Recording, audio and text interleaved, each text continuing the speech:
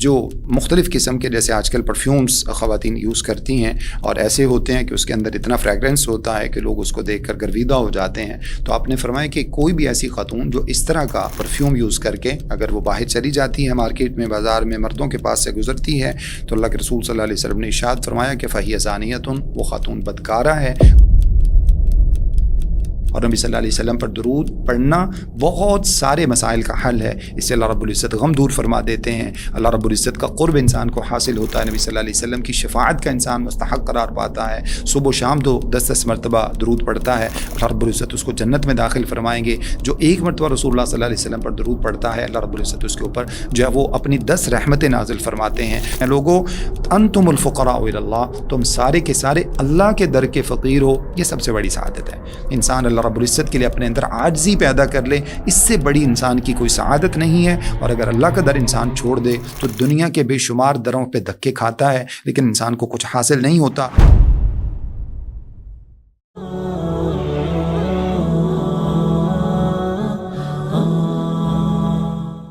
اعوذ باللہ من الشیطان الرجیم، بسم اللہ الرحمن الرحیم، الحمد للہ رب العالمین، والصلاة والسلام علی سید المرسلین وعلی آلہ وصحبہ اجمعین ومن تبعهم بإحسان إلى یوم الدین۔ رمضان المبارک میں خلاصہ مضامین قرآن مجید کے حوالے سے آج ہماری 22ویں نشست ہے، جس میں انشاءاللہ تعالی ہم 22ویں پارے کے مضامین کا مختصر طور پر خلاصہ آپ کے سامنے پیش کریں گے۔ اللہ رب العزت سے دعا ہے کہ اللہ رب العزت مجھے اور آپ سب کو قرآن مجید کے ساتھ صحیح معنی میں اپنے تعلق کو مضبوط کرنے کی توفیق عطا فرمائے، اور رمضان کی ان بابرکت ساعتوں میں اور ان گھڑیوں میں اللہ رب العزت ہمیں صحیح معنی میں رمضان سے استفادہ کرنے کی توفیق عطا فرمائے۔ 22ویں پارے کی ابتدا میں سورۃ الاحزاب کا کچھ حصہ ہے، اس کے بعد سورہ سبا مکمل ہے، پھر سورہ فاطر مکمل ہے، اور تقریباً جو ہے وہ 1.5 رکوع سورہ یاسین کا ہے۔ سورۃ الاحزاب کا بقیہ حصہ، اس میں جیسا کہ اللہ رب العزت نے پچھلے جو ہے وہ اس کے پارے کے آخر میں امہات المؤمنین سے کچھ خطاب کیا تھا، اور ان کو اللہ رب العزت نے جو ہے وہ کچھ ایڈوائسز دی تھی، تو اسی سلسلہ کو اللہ رب العزت نے یہاں پر جو ہے وہ جاری فرمایا ہے۔ تو اللہ رب العزت نے ابتدا میں امہات المؤمنین ازواج مطہرات رضی اللہ تعالیٰ عنہن، ان کو اللہ رب العزت نے نصیحتیں فرمائی ہیں، اور اس کے ساتھ ہی اللہ رب العزت نے دیگر جو مومن خواتین ہیں ان کو بھی اس میں نصیحت فرمائی ہے۔ اللہ رب العزت ارشاد فرماتے ہیں کہ جو اللہ رب العزت کے لیے اور رسول صلی اللہ علیہ وسلم کے لیے فرما برداری کرتی ہیں اور اسی طرح سے نیک اعمال کرتی ہیں، ان کو ہم دوہرا اجر عطا فرمائیں گے، جیسے پیچھے اللہ رب العزت نے فرمایا کہ اگر ان سے کوئی غلطی ہو جاتی ہے تو ان کو دوگنی سزا دی جائے گی۔ اور اس کے بعد اللہ فرماتے ہیں کہ ہم نے ان کے لیے بڑا ہی بہترین رزق تیار کر رکھا ہے۔ اے نبی صلی اللہ علیہ وسلم کی بیویوں، تم دیگر خواتین کی طرح نہیں ہو، اگر تم اللہ تعالیٰ سے ڈرتی ہو تو پھر یاد رکھو یہ نصیحت نبی صلی اللہ علیہ وسلم کی ازواج کو بھی ہے، امہات المؤمنین کو بھی، اور ان کے ساتھ جو ہے وہ دیگر خواتین کو بھی۔ اگر تم اللہ رب العزت سے ڈرتی اور تقوی اختیار کرتی ہو تو پھر تمہیں اپنی آواز کے اندر کسی طرح کی لچک پیدا نہیں کرنی۔ اس کا معنی یہ ہے کہ اس ایسا انداز اختیار کرنا جس کے اندر اٹریکشن ہو، جیسا کہ آج کل یوزلی ہماری جو مختلف خواتین جو ریسیپشنسٹ ہوتی ہیں، اور بنیادی طور پہ ان کو اسی وجہ سے پریفر کیا جاتا ہے کیونکہ ان کی آواز کے اندر ایک اٹریکشن ہوتی ہے ان کے انداز میں، اور پھر وہ ان کا جو طریقہ کار ہے، تو یہ شرعی طور پہ اس طرح کا طریقہ کار اختیار کرنا خواتین کو صرف وہاں پر ایز اے ریسیپشنسٹ یا اسی طرح سے جابس کے حوالے سے صرف وہاں پوائنٹ کیا جا سکتا ہے جہاں پر ان کا مردوں کے ساتھ اختلاط اور میل جول نہ ہو، ورنہ باقی چیزیں جو ہے وہ شرعی اعتبار سے منع ہیں۔ تو اللہ تعالیٰ نے فرمایا کہ اگر تم اللہ سے ڈرتی ہو تو تمہیں اپنی آواز کے اندر ایسی اٹریکشن اور ایسی لچک نہیں پیدا کرنی، ایسا جو ہے نا وہ نرمی پیدا نہیں کرنی کہ جو جس میں اللہ نے فرمایا کہ فَيَطْمَعَ الَّذِي فِي قَلْبِهِ مَرَضٌ وَقُلْنَا قَوْلًا مَعْرُوفًا، جس کے دل میں کوئی مرض ہے، یعنی وہ شیطان کے اس کے بہکاوے میں آتا ہے، تو کہیں وہ تمہاری اس جو ہے وہ اٹریکشن میں نہ آ جائے، اور تمہاری آواز کی اس نرمی کی وجہ سے جو ہے وہ اس کے دل میں کوئی غلط خیال پیدا نہ ہو۔ اور بات بھی اچھی کرنی ہے، یعنی اخلاق کا مظاہرہ بھی کرنا ہے، لیکن آواز میں تھوڑا سا ترش پن ہونا چاہیے، تھوڑی سی سختی ہونی چاہیے، تاکہ کسی کے دل میں کوئی اس طرح کی لچک پیدا نہ ہو۔ پھر اللہ رب العزت نے فرمایا کہ تم اپنے گھروں پہ ٹکی رہو۔ یہ ازواج مطہرات کو اللہ رب العزت نے فرمایا ہے، اور ان کے ذریعے دیگر امہات دیگر مومن خواتین کو. تو جب ان کو اللہ رب العزت نے یہ بات ارشاد فرما دی ہے تو ہماری آج کی خواتین جو یہ کہتی ہیں کہ پردہ تو اصل میں دل کا ہوتا ہے، یہ ازواج مطہرات سے زیادہ جو ہے وہ ایمان والی نہیں ہیں. تو اللہ رب العزت نے ان کو بھی فرمایا کہ تم اپنے گھروں پہ ٹکی رہو. وَلَا تَبَرَّجْنَ تَبَرُّجَ الْجَاهِلِيَّةِ الْأُولَىٰ، پہلے جو جہالت ہوتی تھی اس طرح کی جہالت، بناؤ سنگار اور اس طرح کی طرح طرح کے، جیسا کہ آج کل میک اپ ہے اور اس طرح کی چیزیں ہیں، وہ بناؤ سنگار کر کے باہر نہ نکلو. نماز کو قائم کرتی رہو، زکوٰۃ ادا کرتی رہو، اللہ اور اس کے رسول صلی اللہ علیہ وسلم کی اطاعت کرتی رہو، کیونکہ بے شک اللہ رب العزت اے اہل بیت تم سے اس طرح کی جو نجاستیں ہیں جو دیگر لوگوں کے اندر موجود ہیں وہ اللہ رب العزت تم سے ان کو دور کرنا چاہتے ہیں اور تمہیں اللہ رب العزت پاکیزہ کرنا چاہتے ہیں. پھر اللہ نے فرمایا آیت نمبر 34 میں وَاذْكُرْنَ مَا يُتْلَىٰ فِي بُيُوتِكُنَّ مِنْ آیَاتِ اللَّهِ وَالْحِکْمَةِ، اور ہمیشہ قرآن مجید کی تلاوت کرتی رہو، اپنے گھروں کے اندر رہتے ہوئے اللہ رب العزت کی آیات کی تلاوت کرتی رہو، حکمت اور بصیرت جو ہے وہ اس کو، دین کی جو حکمت اور بصیرت ہو اس کو سمجھنے کی کوشش کرتی رہو. تو یہ ساری نصیحتیں اللہ رب العزت نے ازواج مطہرات کے ساتھ دیگر مومن خواتین کو بھی فرمائی ہیں. یہ جو اللہ رب العزت نے فرمایا کہ تم اپنے گھروں پہ ٹکی رہو اور باہر بناؤ سنگار کر کے اس طرح کا جو ہے وہ سلسلہ کر کے نہ نکلو. صحیح حدیث میں رسول اللہ صلی اللہ علیہ وسلم ارشاد فرماتے ہیں کہ وہ خاتون جو مختلف قسم کے، جیسے آج کل پرفیومز خواتین یوز کرتی ہیں اور ایسے ہوتے ہیں کہ اس کے اندر اتنا فریگرنس ہوتا ہے کہ لوگ اس کو دیکھ کر گرویدہ ہو جاتے ہیں، تو آپ نے فرمایا کہ کوئی بھی ایسی خاتون جو اس طرح کا جو ہے وہ پرفیوم یوز کر کے اگر وہ باہر چلی جاتی ہے مارکیٹ میں، بازار میں، مردوں کے پاس سے گزرتی ہے، تو اللہ کے رسول صلی اللہ علیہ وسلم نے ارشاد فرمایا کہ فَهِيَ زَانِيَةٌ، وہ خاتون بدکارہ ہے، گویا کہ اس نے زنا کا ارتکاب کیا ہے. اور بعض مفسرین، بعض محدثین کہتے ہیں کہ ایسی خاتون کو واپس آ کر غسل بھی کرنا چاہیے، کیونکہ اس نے جو ہے وہ گناہ کا ارتکاب کیا، اور اسی طرح سے اس کو اللہ تعالیٰ کے سامنے توبہ کرنی چاہیے، کیونکہ نبی صلی اللہ علیہ وسلم نے ایسی خوشبو استعمال کرنے سے خواتین کو منع کیا. اس کے بعد اللہ رب العزت نے ان لوگوں کا ذکر کیا ہے، ان مسلمانوں کا، ان مومن اور مومن مردوں اور عورتوں کا جن کے لیے اللہ رب العزت نے بہت بڑا اجر تیار کر رکھا ہے. اللہ فرماتے ہیں وہ مسلمان مرد ہیں، مسلمان عورتیں ہیں، مومن مرد ہیں، مومن عورتیں ہیں، فرما برداری کرنے والے مرد اور عورتیں ہیں، اسی طرح سے سچ بولنے والے مرد اور عورتیں، صبر کرنے والے مرد اور عورتیں، اللہ تعالیٰ سے ڈرنے والے مرد اور عورتیں، صدقہ خیرات کرنے والے مرد اور عورتیں، روزہ رکھنے والے مرد اور عورتیں، اور اپنی شرمگاہوں کی حفاظت کرنے والے مرد اور عورتیں، اللہ رب العزت کو کثرت سے یاد کرنے والے مرد اور عورتیں. اللہ رب العزت نے ان کے لیے بہت بڑی مغفرت اور اجر تیار کر رکھا ہے. اس کے بعد اللہ رب العزت نے آیت نمبر 34 اور 35 میں، اور اس کے بعد جو ہے وہ 36 میں، 37 میں، اس میں اللہ رب العزت نے جو ہے وہ ایک خاص مضمون بیان کیا ہے جو اس صورت کے اندر اللہ رب العزت نے ابتدا میں جس کا ذکر کیا تھا. مضمون دراصل مختصر طور پر یہ ہے کہ اللہ کے رسول صلی اللہ علیہ وسلم کے ایک لےپالک بیٹے تھے جن کا نام تھا زید بن حارثہ رضی اللہ تعالیٰ عنہ. ان کی مختصر ہسٹری یہ ہے کہ یہ بنیادی طور پہ غلام نہیں تھے، یہ آزاد تھے. ان کو کسی نے پکڑ کر بیچ دیا اور یہ بکتے بکاتے خدیجہ رضی اللہ تعالیٰ عنہ کے پاس آ گئے. جب نبی صلی اللہ علیہ وسلم کا خدیجہ رضی اللہ تعالیٰ عنہ سے نکاح ہوا تو خدیجہ رضی اللہ تعالیٰ عنہ نے نبی صلی اللہ علیہ وسلم کو یہ غلام ہبہ کر دیا، یعنی ان کو تحفے کے طور پر دے دیا. نبی صلی اللہ علیہ وسلم نے ان کو آزاد کیا. آپ صلی اللہ علیہ وسلم کو ان کی ہسٹری کا بھی اندازہ ہوا، تو آپ صلی اللہ علیہ وسلم نے ان کو نہ صرف آزاد کیا بلکہ آزاد کر کے آپ نے اپنا لے پالک متبنہ بیٹا بنا لیا. عربی زبان میں اس کو متبنہ بیٹا کہا جاتا ہے، یعنی اڈاپٹڈ چائلڈ. آپ صلی اللہ علیہ وسلم نے ان کو بنا لیا. اب چونکہ ان کی ہسٹری تو ایسی نہیں تھی، اس وجہ سے پھر ایسا ہوا کہ جب یہ بڑے ہوئے تو رسول اللہ صلی اللہ علیہ وسلم نے ان کے لیے اپنی پھوپھی زاد زینب بنت جہش رضی اللہ تعالیٰ عنہ ان کا رشتہ مانگا، تو ان کی شادی آپس میں کر دی گئی. اب یہ شادی جو ہے وہ ہو گئی. شادی ہونے کے بعد جو ہے وہ دو طرح کے مسائل تھے جن سے اللہ رب العزت نے بطور خاص قرآن مجید کے اس صورت کے اندر ان کا جو ہے وہ حل اور سلوشن دیا ہے. پہلا یہ تھا کہ اللہ رب العزت نے، جیسے ہم ابتدا میں پڑھ چکے ہیں کہ جیسے لوگ سمجھتے تھے کہ نبی صلی اللہ علیہ وسلم کے یہ چونکہ بیٹے ہیں تو بیٹے ہونے کے ناطے سے اللہ رب العزت نے اس عقیدے کا رد فرمایا. اللہ نے فرمایا کہ جو لے پالک اور اڈاپٹڈ چائلڈ ہوتے ہیں وہ اپنے ماں باپ کے ہی بیٹے ہوتے ہیں، ان کو انہی کے باپوں کے نام سے پکارا جائے. جس نے ان کو اپنا لے پالک بیٹا بنا رکھا ہے اس کے نام سے نہ پکارا جائے. جیسے صحابہ ابتدا میں رضوان اللہ علیہم اجمعین زید بن حارثہ کو زید بن محمد کہہ کر پکارا کرتے تھے، تو پہلے اس چیز کا اللہ رب العزت نے رد کیا، یعنی وہ ان کے بیٹے بھی نہیں ہوں گے. اسی طرح سے وراثت کے حوالے سے ان کے جو قوانین ہیں وہی جو ہے وہ امپلیمنٹیشن ہوگا. جو ان کے اپنے والدین کی وراثت ہے اس باپ کی وراثت میں وہ حصہ دار نہیں ہوں گے. گے، اور اسی طرح سے پردے کے جو احکام ہیں وہ بھی یہاں پر ہر طرح سے لاگو ہوں گے۔ جب اس عقیدہ کا رد ہو گیا تو دوسرا مسئلہ پھر کیا پیدا ہوا کہ اب زینب رضی اللہ تعالیٰ نے جو تھی، زینب بنت جاحش، جب وہ ان کے ذہن میں یہ تھا کہ میں ظاہر ایک سردار قبیلے کی بیٹی ہوں، اور ان کے ذہن میں کچھ یہ اس ٹائپ کا مطلب ایک مائنڈ سیٹ تھا، تو وہ ان کی زید رضی اللہ تعالیٰ عنہ کے ساتھ معاملہ چل نہیں پا رہا تھا۔ اللہ رب العزت نے یہی واحد صحابی ہیں جن کا نام قرآن مجید میں آیت نمبر جو ہے وہ 37 میں اللہ رب العزت نے ذکر کیا ہے، فلما قضى زید منها وطرا زوجناکها لکی لا یکون علی المؤمنین حرج۔ اب دوسرا عقیدہ یہاں پر اللہ رب العزت نے ایک اور بیان کیا، دوسرا ایک مسئلے کے طور پر، جب زید رضی اللہ تعالیٰ عنہ سے ان کا معاملہ نہیں بن پایا زینب بنت جاحش کا، تو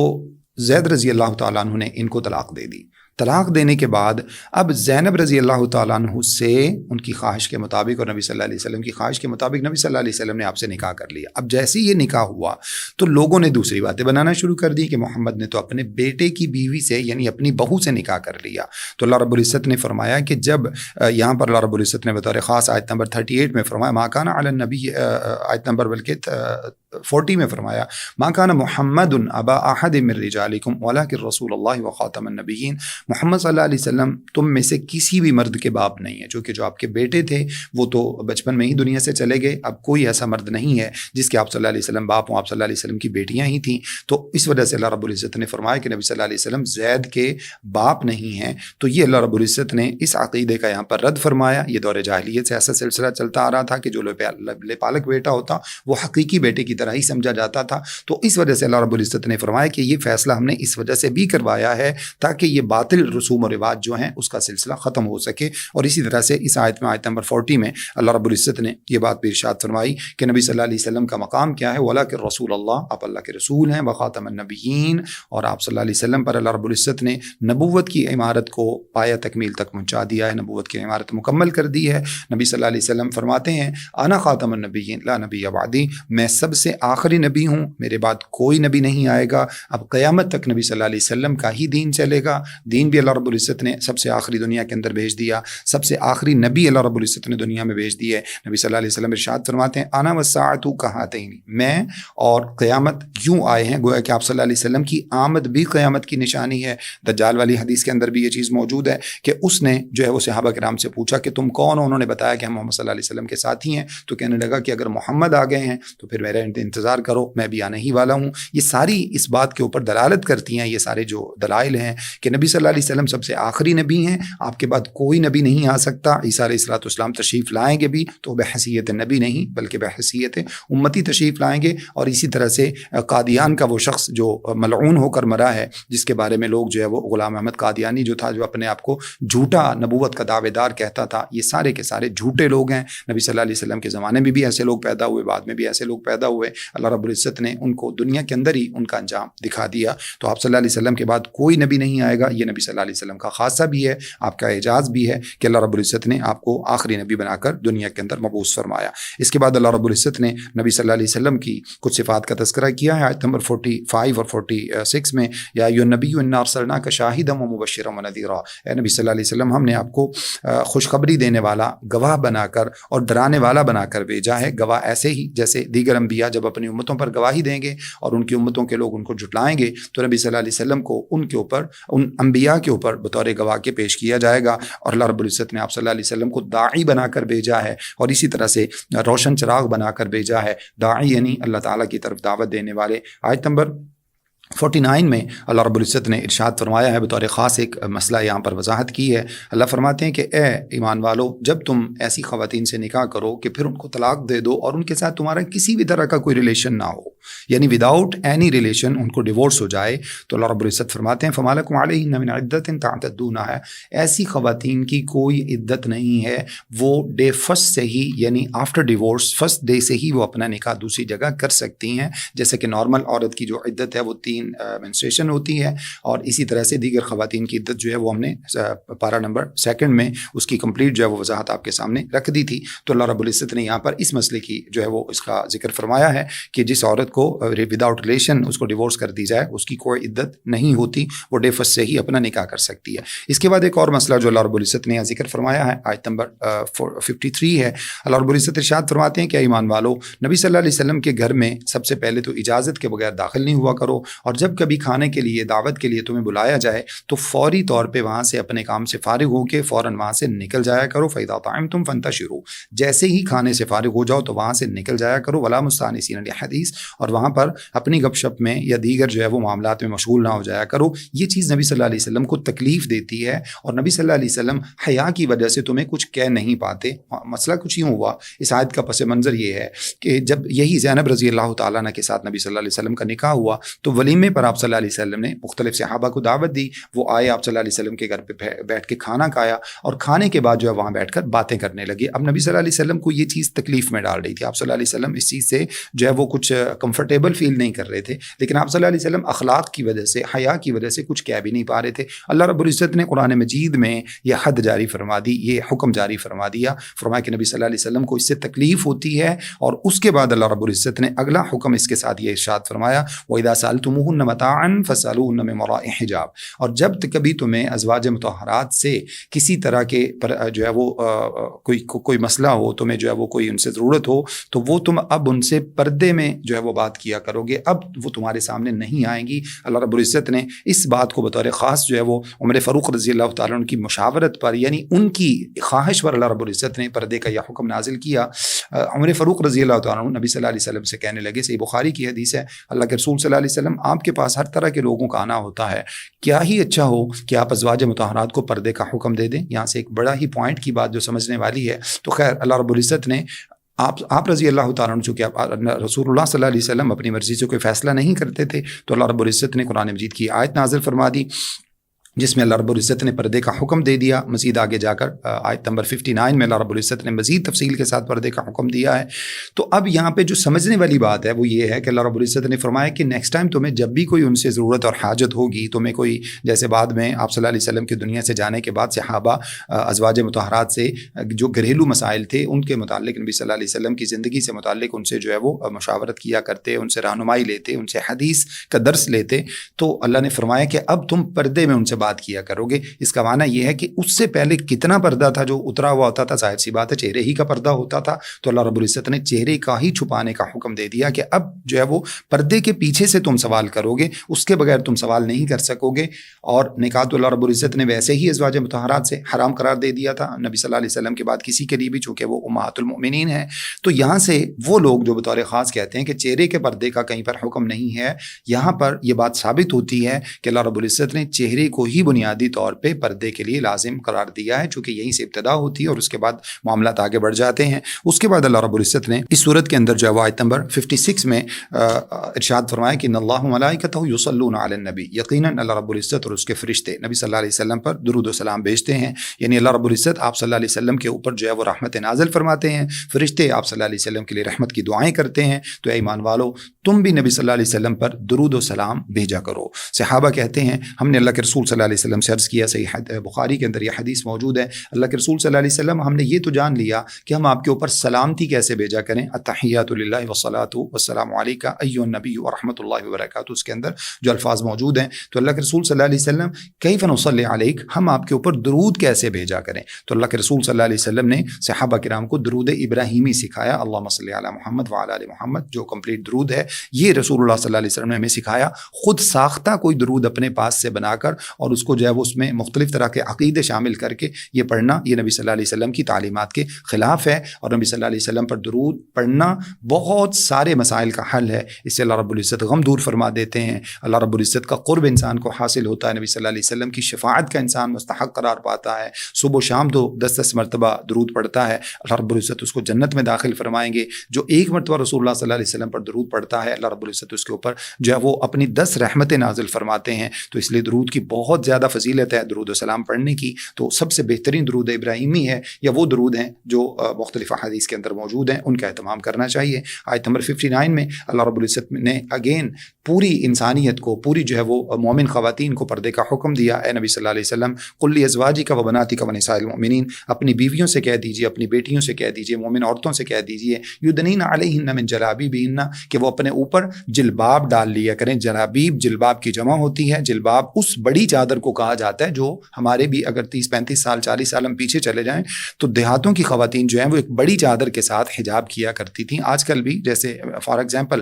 ایرانی چادریں جس طرح کی آتی ہیں، تو ایسی چادریں جو پوری باڈی کو کور کر لیتی ہیں اور اس کے اندر چہرہ بھی چھپا ہوا ہوتا ہے، اس کے اندر پاؤں اور ہاتھ بھی چھپے ہوئے ہوتے ہیں، اس طرح کی بڑی چادر کو جلباب کہا جاتا ہے. آج کل عبایا اس کی جدید شکل ہے. ایسے عبایا نہیں پہننے چاہیے جو عبایا خود جو ہے وہ زیب و زینت کا مظہر بن جائیں اور اس کی وجہ سے اٹریکشن پیدا ہو جائے. ایسی چادر جس کے اندر عورت کی باڈی اور عورت کا جسم جو ہے وہ کسی بھی طور پر محسوس نہ ہو، اس طرح کی چادر جو ہے وہ اس کو جلباب کہا جاتا ہے. اللہ رب العزت نے فرمایا کہ ان کو چاہیے کہ وہ جو ہے وہ پردہ کر لیا کریں اور اپنے پورے جسموں کو ڈھانپ لیا کریں. ذالک ادنی ان یعرفن فلا یؤذین. اللہ فرماتے ہیں یہ بات زیادہ قرین قیاس اور قریب ہے کہ جب یہ عبایا میں ہوں گی، اپنے پردوں میں ہوں گی، بڑی چادروں میں ہوں گی، تو پھر ان کو شیطان اپنے جو ہے وہ اپنی چالوں میں نہیں پھنسا سکے گا اور ان کو تکلیفیں نہیں پہنچیں گی. اللہ رب العزت یقیناً بخشنے والا اور رحم فرمانے والا ہے. اس سورت کے آخر میں اللہ رب العزت نے آخری رکوع میں بطور خاص ارشاد فرمایا کہ ایمان والو لا تکونوا کالذین آذوا موسیٰ فبرأہ اللہ مما قالوا وکان عند اللہ وجیہا، تم موسیٰ علیہ السلام کے اصحاب کی طرح نہ ہو جاؤ جنہوں نے موسیٰ علیہ السلام کو تکلیف میں ڈالا. تم بھی نبی صلی اللہ علیہ وسلم کو اس طرح کی تکلیف میں نہ ڈالنا. موسیٰ علیہ السلام کا یہ اس حوالے سے پس منظر کیا تھا؟ معاملہ کچھ یہ تھا کہ موسیٰ علیہ السلام بھی چونکہ بہت زیادہ حیا والے تھے، اس کی وجہ سے اپنی باڈی جو ہے وہ کسی کے سامنے شو نہیں کرتے تھے، اپنے آپ کو انکور نہیں کرتے تھے، انڈریس نہیں کرتے تھے. تو اس کا نتیجہ یہ نکلا کہ لوگوں نے طرح طرح کی باتیں بنانے لگے. موسیٰ علیہ السلام کو یہ بیماری ہے، فلاں بیماری ہے، فلاں بیماری. اللہ تعالیٰ رب العزت نے ایک جو ہے وہ اپنی حکمت کے ساتھ ایک ایسا معاملہ کیا کہ ایک مرتبہ موسیٰ علیہ السلام تنہائی میں کسی پونڈ کے اوپر غسل کر رہے تھے. تو وہاں پر غسل کرتے ہوئے جس پتھر پر آپ نے اپنے کپڑے رکھے تھے، چونکہ وہاں کوئی دیکھنے والا نہیں تھا، وہ کپڑے لے کر پتھر بھاگ کھڑا ہوا. جیسے ہی پتھر جو ہے وہ تفسیری روایت کے اندر موجود ہے، وہ پتھر ایک مجلس کے پاس پہنچا. اب موسیٰ علیہ السلام نے جب دیکھا تو فوراً اس کے پیچھے بھاگے اپنے کپڑے لینے کے لیے. اب اس مجلس میں پہنچا تو موسیٰ علیہ السلام کا جسم بہت ہی خوبصورت تھا. وہ لوگ دیکھ کر ان کی عقلیں دنگ رہ گئیں. اللہ رب العزت نے اصل میں تو ان پر ثابت کرنا تھا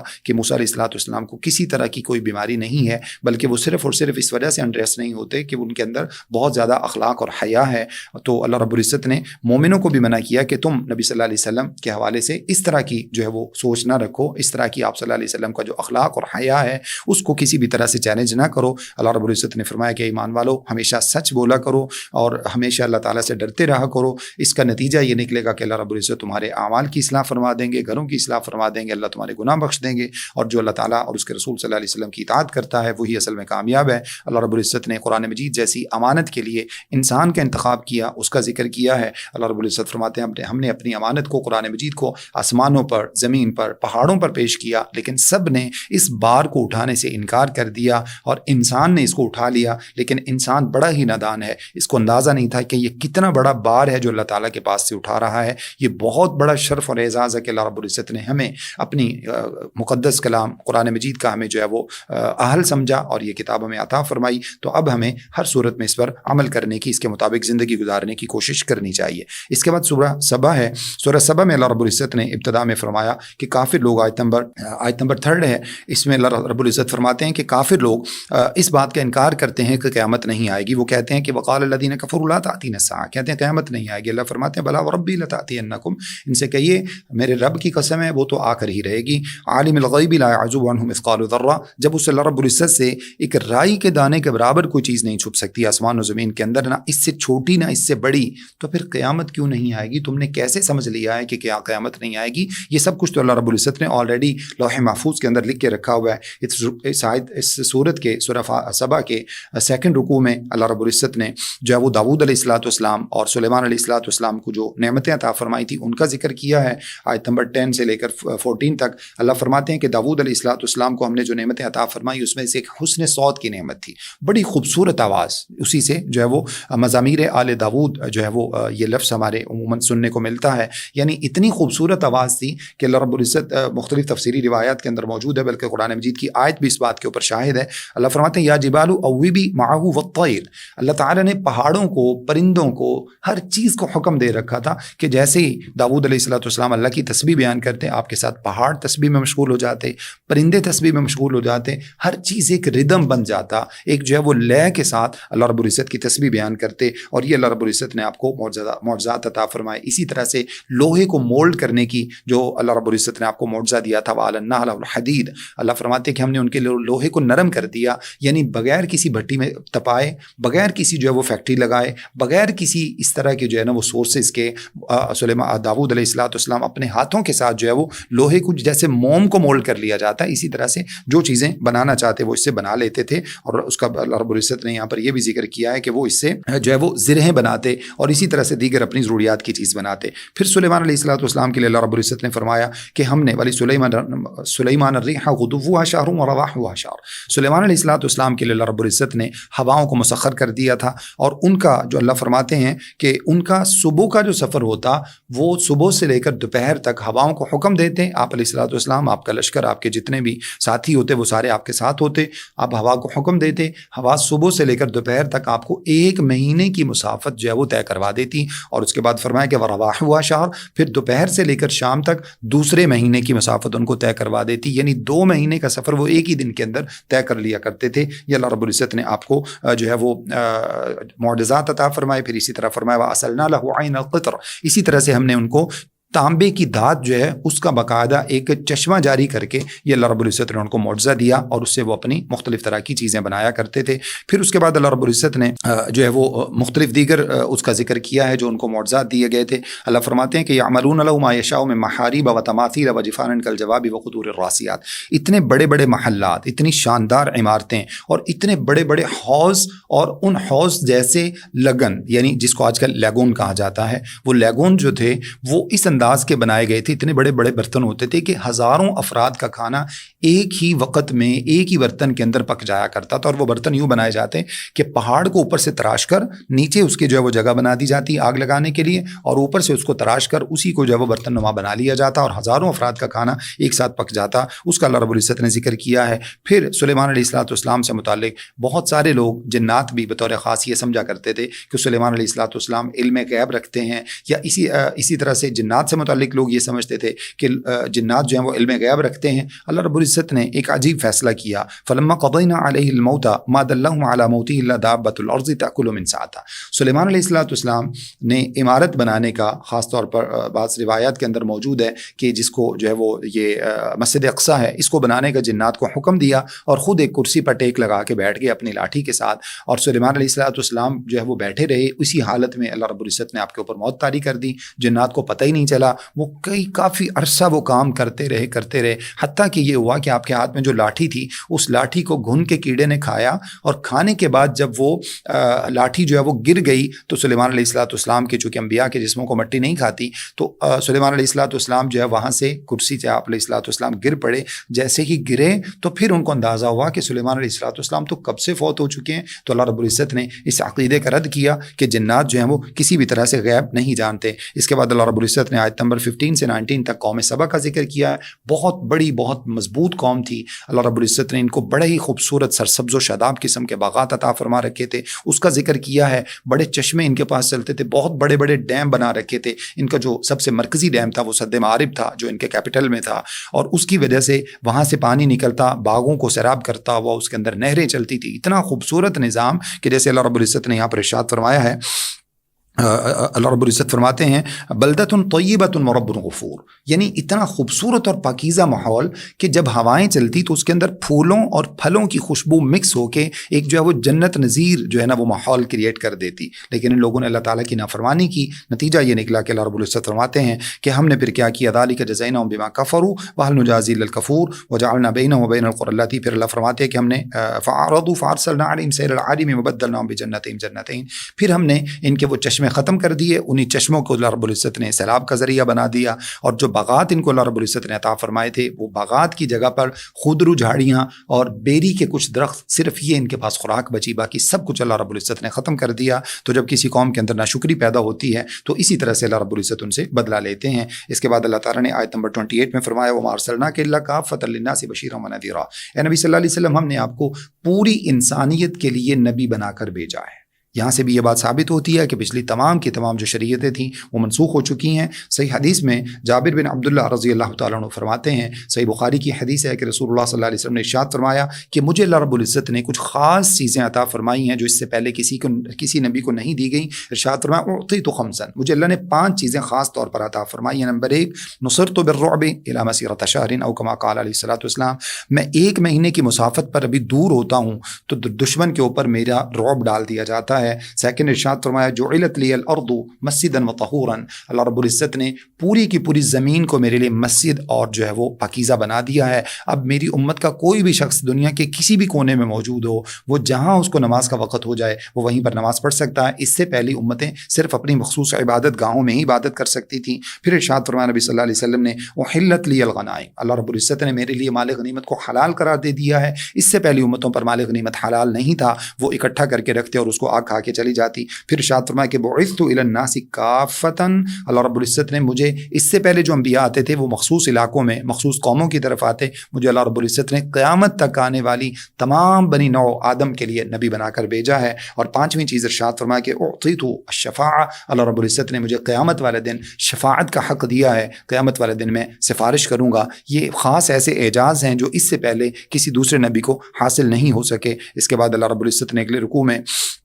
رکوع نمبر 4 ہے، اس میں اللہ رب العزت نے سورہ سبا کا اللہ تعالیٰ نے کمزور لوگوں کا اور طاقتور لوگوں کا مکالمہ اس کا ذکر کیا ہے۔ قیامت والے دن جو کمزور ہوں گے وہ متکبر لوگوں سے کہیں گے لولا انتم لکنا مؤمنین، تم نہ ہوتے تو ہم ایمان لے آتے۔ وہ کہیں گے قال الذین استکبروا للذین استضعفوا انحن صددناکم عن الہدی، وہ کہیں گے کیا ہم نے تمہیں روکا تھا کہ تم ہدایت کو قبول نہ کرو، بلکہ تم خود ہی مجرم تھے۔ پھر اس کے بعد جو کمزور ہوں گے وہ ان سے کہیں گے کہ بل مکر اللیل والنہار، بلکہ بات دراصل یہ ہے کہ ہم بھی دنیا کے دھوکے میں آ گئے، تم بھی دنیا کے دھوکے میں آ گئے، تم ہمیں حکم دیتے تھے، ہم جو ہے نا وہ تمہاری اطاعت کرتے رہے، اور اس کے نتیجے میں ہم نے اللہ رب العزت کو چھوڑ دیا، اور اس طرح سے اللہ رب العزت دونوں کو اکٹھا کر کے ان کو جہنم کے اندر پھینک دیں گے۔ اس کے بعد اللہ رب العزت نے ارشاد فرمایا آیت نمبر 42 میں فَالْيَوْمَ لَا يَمْلِكُ بَعْضُكُمْ لِبَعْضٍ نَفْعًا وَلَا ضَرًّا، آج کے دن کوئی بھی کسی بھی طرح کے نفع اور نقصان کا مالک نہیں ہے۔ وَنَقُولُ لِلَّذِينَ ظَلَمُوا ذُوقُوا عَذَابَ النَّارِ الَّتِي كُنتُمْ بِهَا تُكَذِّبُونَ، ہم ظالموں سے کہیں گے کہ اپنے کیے ہوئے اعمال کا آج تم عذاب چکھو اور اسی کا تمہیں بدلہ دیا جا رہا ہے۔ اس کے بعد اللہ رب العزت نے اس سورت کے آخر میں نبی صلی اللہ علیہ وسلم کی مناسبت سے یہ بات ارشاد فرمائی کہ نبی صلی اللہ علیہ وسلم آپ ان سے کہہ دیجئے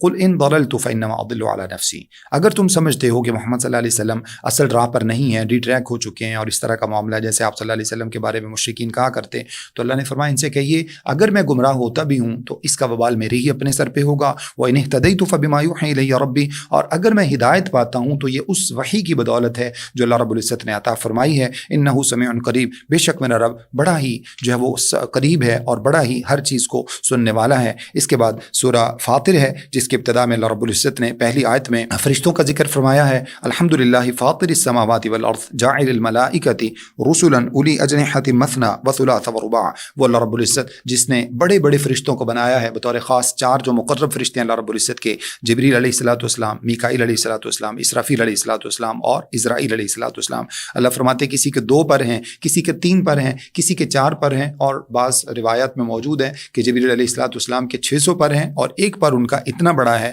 کہ وہ آسمان و زمین کو اپنی لپیٹ میں لے لے۔ اس کے بعد اللہ رب العزت نے فرمایا آیت نمبر 2 میں ما یفتح اللہ للناس من رحمت فلا ممسک لها، جس کے لیے اللہ تعالیٰ اپنی رحمت کھول دے اس کو کوئی روک نہیں سکتا، اور جس کو اللہ تعالیٰ اپنی رحمت سے محروم کر دے اس کو اللہ تعالیٰ کی کوئی رحمت سے نواز نہیں سکتا۔ اس کے بعد اللہ رب العزت ارشاد فرماتے ہیں شیطان کے بارے میں، پہلے ارشاد فرمایا آیت نمبر 5 میں یا ایھا الناس ان وعد اللہ حق فلا تغرنکم الحیاۃ الدنیا، اے لوگو اللہ کا وعدہ سچا ہے، تمہیں دنیا کی زندگی دھوکے میں نہ ڈال دے، ولا یغرنکم باللہ غرور، اور اسی طرح سے یہ تمہیں اللہ تعالیٰ کے بارے میں جو ہے وہ مختلف طرح کے دھوکے جو ہے وہ تمہیں کہیں گمراہ نہ کر دیں۔ اور شیطان کے بارے میں فرمایا یقیناً شیطان تمہارا کھلا اور ازلی دشمن ہے، فاتخذوا عدوا، تو تم بھی اس کو ایز اے دشمن ہی ٹریٹ کیا کرو، اس کو دشمن کے طور پہ ہی سمجھا کرو۔ کیونکہ وہ جو اپنا لشکر اکٹھا کر رہا ہے، اپنا گروہ جو بنا رہا ہے، اپنے فالوورز جو اکٹھے کر رہے ہیں، وہ سارے کے سارے کس لیے لیکون من اصحاب السعیر، تاکہ ان سب کو جہنم میں لے جا کر پھینک دے۔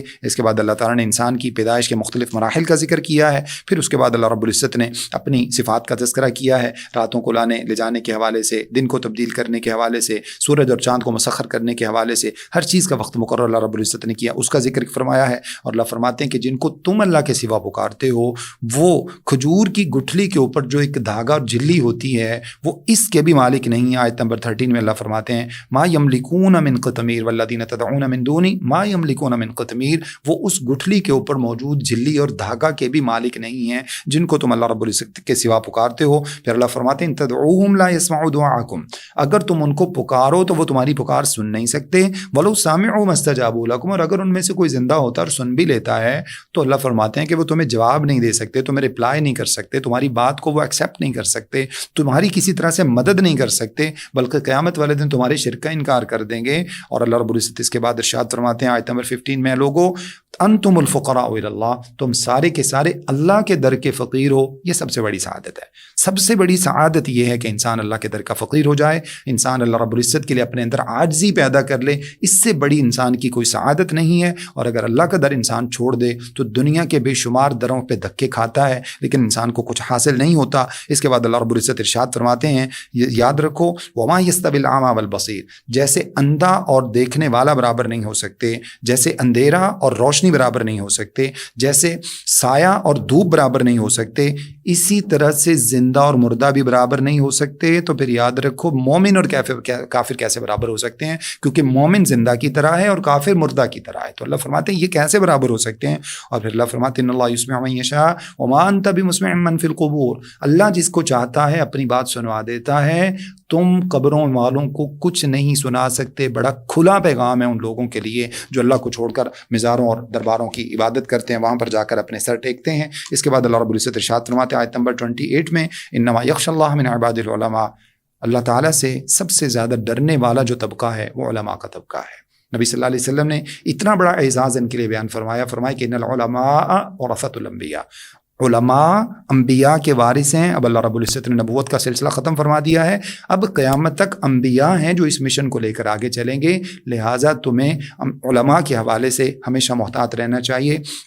اگرچہ انسان ہونے کے ناطے سے یہاں پر بھی کمی کوتاہی ہو سکتی ہے، کسی کے اندر کچھ اس طرح کا سلسلہ ہو سکتا ہے، لیکن اس کے باوجود مجموعی طور پہ وہ علماء جو علماء ربانیین ہیں، جو اللہ تعالیٰ کی طرف دعوت دینے والے ہیں، دین کے ساتھ مخلص ہیں، اور یقیناً ایسے علماء صحیح حدیث کے مطابق اللہ کے نبی صلی اللہ علیہ وسلم ارشاد فرماتے ہیں یذهب الصالحون الاول فالاول وَيَبْقَى حُثَالَةٌ كَحُثَالَةِ الشَّعِيرِ أَوِ التَّمْرِ، آپ صلی اللہ علیہ وسلم ارشاد فرماتے ہیں کہ نیک لوگ ایک ایک کر کے دنیا سے چلے جائیں گے اور نیک لوگوں میں سب سے زیادہ علماء شامل ہوتے ہیں۔ آپ نے فرمایا کہ اس کے بعد کچرا رہ جائے گا جیسے جو اور گندم کا کچرا ہوتا ہے۔ پھر آپ صلی اللہ علیہ وسلم نے ارشاد فرمایا لا یبالیہم اللہ بالۃ، اللہ رب العزت ان کی کہیں بھی پرواہ نہیں کرے گا، یہ کہاں مرتے ہیں کہاں جیتے ہیں اللہ کو کوئی پرواہ نہیں۔ تو بات جو سمجھ میں آنے والی اس حدیث کے مطابق وہ یہ ہے کہ علماء اللہ رب العزت کے عذابوں اور قوموں کے درمیان رکاوٹ ہوتے ہیں، لہٰذا ہمیں علماء کی قدر کرنی چاہیے اور علماء کا ہمیں قرب حاصل کرنا چاہیے۔ وَحِبُّ الصَّالِحِينَ وَلَسْتُ مِنْهُمْ لَعَلَّ اللَّهَ يَرْزُقُنِي صَلَاحًا، ہم نیک تو نہیں ہیں لیکن نیکوں سے محبت بھی کر لیں، شاید اللہ رب العزت اسی کی بدولت ہمیں بھی قیامت والے دن نیکوں کے ساتھ ہمارا حشر فرما دیں۔ اس کے بعد اللہ نے ایک ایسی تجارت کا ذکر فرمایا ہے، جو لوگ اللہ تعالیٰ کی کتاب کی تلاوت کرتے ہیں، نماز کو قائم کرتے ہیں، آیت نمبر 29 ہے، پھر اللہ تعالیٰ کے دیے ہوئے میں سے خرچ کرتے ہیں، چھپا کر بھی اعلانیہ طور پر بھی، اللہ فرماتے ہیں ایسی تجارت اللہ تعالیٰ کے ساتھ کر رہے ہیں جس میں کبھی نقصان نہیں ہو سکتا۔ یہ بہت زبردست ڈیل ہے جو اللہ رب العزت کے ساتھ وہ کر رہے ہیں۔ پھر اللہ رب العزت نے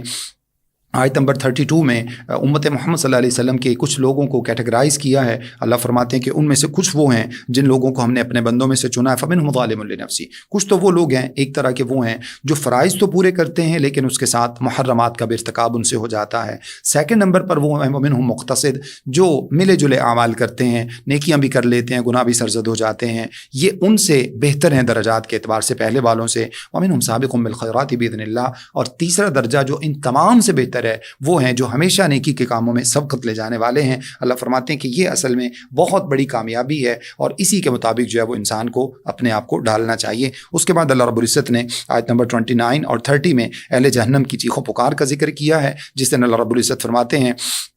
والذین کفروا لہم نار جہنم،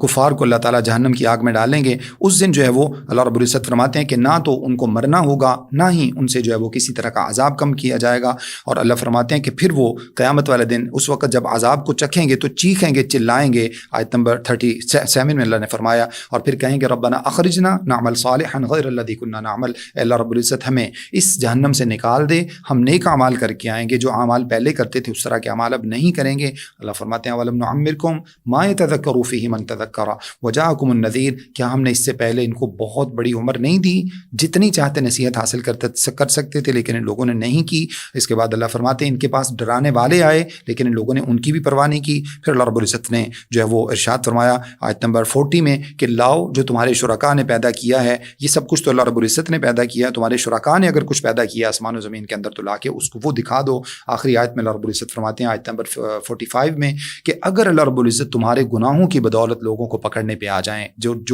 جس شخص نے گناہ کیے ہیں اس کی بدولت پکڑنے پہ آ جائیں، ما ترک علی ظہرہا من دابہ، اللہ کسی بھی ذی روح کو زمین کے اوپر زندہ نہ چھوڑیں، ولکن یؤخرہم الی اجل مسمى، لیکن اللہ رب العزت لوگوں کو ڈھیل دیتے رہتے ہیں، مہلت دیتے ہیں۔ فاذا جاء اجلہم فان اللہ کان بعبادہ بصیرا، جب ان کی مہلت آ جائے گی تو پھر اللہ رب العزت ان کا حساب لے گا۔ اللہ رب العزت اپنے بندوں کو دیکھنے والے ہیں۔ اس کے بعد سورہ یاسین ہے، اس بارے میں آخر میں اس سورہ یاسین کے حوالے سے یہ بات جان لیجئے، اس سورت کی کوئی بھی فضیلت جو دنیا کے سامنے بیان کی جاتی ہیں کسی صحیح حدیث سے ثابت نہیں ہے، نہ قرآن مجید کا دل ہے، نہ قرآن مجید کی دلہن ہے، نہ اس طرح کا جو ہے وہ کوئی سلسلہ ہے۔ اور یہ بھی یہاں سے یاد رکھ لیجئے، یہ سورت بندے مارنے والی نہیں ہے۔ جیسا کہ کسی کی موت قریب ہوتی ہے تو لوگ اس کے اوپر فوراً سورہ یاسین کی تلاوت کرنے لگتے ہیں، گویا کہ الیاذ باللہ من ذالک، قرآن کو تو اللہ نے شفا بنا کر نازل کیا ہے۔ چاہے جائے کہ آپ قرآن مجید کو یہ سمجھیں کہ سورہ یاسین جس کے اوپر پڑھی جاتی ہے وہ اس کی موت آسان ہو جاتی ہے، لا حول ولا قوت الا باللہ، تو اس وجہ سے ایسے عقیدے رکھنا یہ شرعی طور پہ درست نہیں ہے۔ ابتدا میں اللہ رب العزت نے نبی صلی اللہ علیہ وسلم کی بعثت کا مقصد جو ہے وہ اس کو بیان کیا ہے،